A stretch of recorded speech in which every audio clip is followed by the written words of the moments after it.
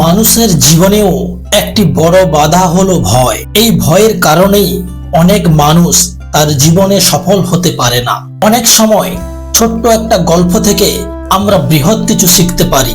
আজ আমরা সেই রকম একটা গল্প শুনবো যা আমাদের ভয়কে জয় করতে শেখাবে। বন্ধুরা, যদি কথাগুলি ভালো লাগে তাহলে লাইক, শেয়ার ও সাবস্ক্রাইব করতে ভুলবেন না। তাহলে আর বেশি কথা নয়, শুরু করা যাক মূল বিষয়।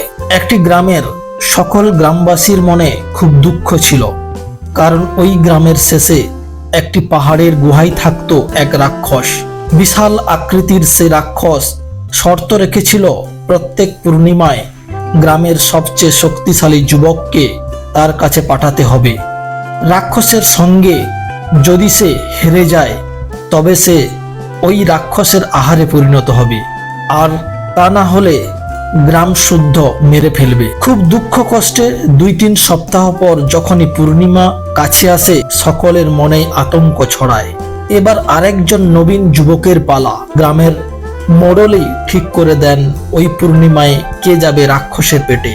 তাদের বিশ্বাস ছিল এত বড় রাক্ষসের সঙ্গে একজন যুবক কখনোই লড়তে পারবে না, অর্থাৎ সে রাক্ষসের আহারে পরিণত হবে। এই ভয় আর আতঙ্কের ফলে তরুণ যুবকেরাও বিনা যুদ্ধে রাক্ষসের আহারে পরিণত হতে লাগলো। সেদিন ছিল পূর্ণিমা, গ্রামের কান্নার রোল উঠল। আজ আবার একজন যুবকের পালা। এমন সময় জ্যোৎস্না মাখা রাতে সেই গ্রামে একজন সাহসী যোদ্ধা ঘোড়ায় চড়ে গ্রামে প্রবেশ করলো। সে কান্নার কারণ জানতে চাইল। গ্রামবাসী সব খুলে বলল। সব শুনে সে যোদ্ধা গ্রামের মোড়লকে অনুরোধ জানায়, আমি কি আজ যুদ্ধ করতে পারি?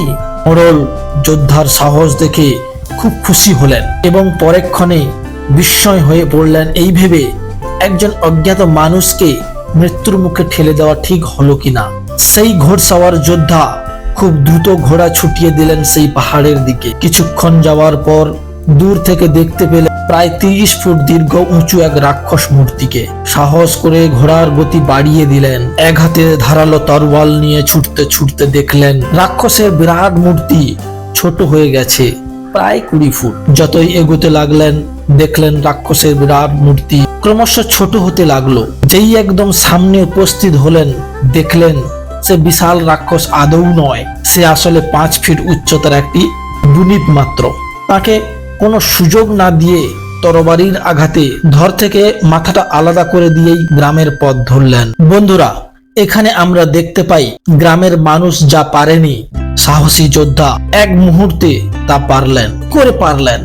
সেটা বুঝতে হলে আগে জানতে হবে গ্রামের মানুষ কেন পারেনি। একটাই কারণে পারেনি, সেটা হলো ভয়।